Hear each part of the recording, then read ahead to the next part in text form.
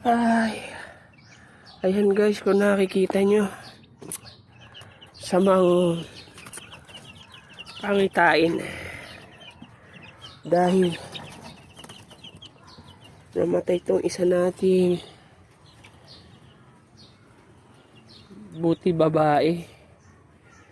Nagbugbugan siguro itong mga to, tapos ayan, nakalbo.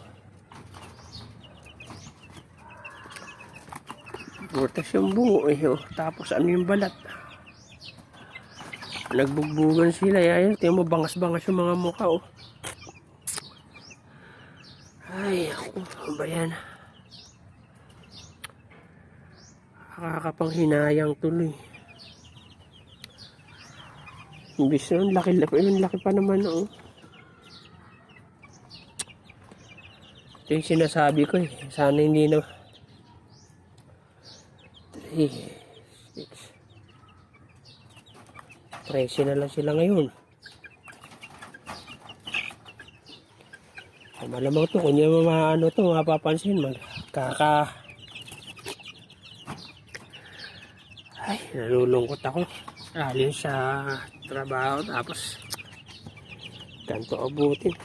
Nakakapanghinayang. Ano? Hihina ako. Lulungkot ako guys.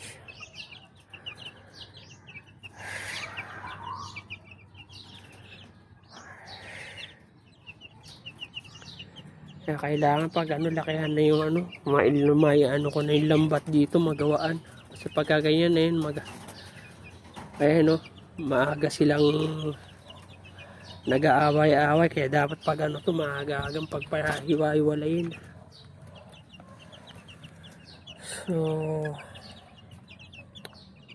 alulungkot man ako't nabawasan eh. Wala na magagawa eh. Diyan eh.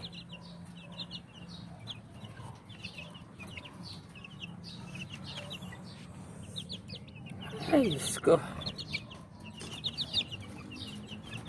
Sayang ako. Dahil sa trabaho.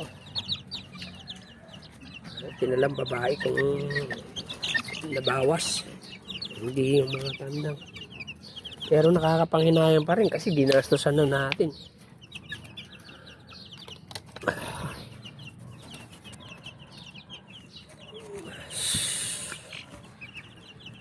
Alulungkot lang ako.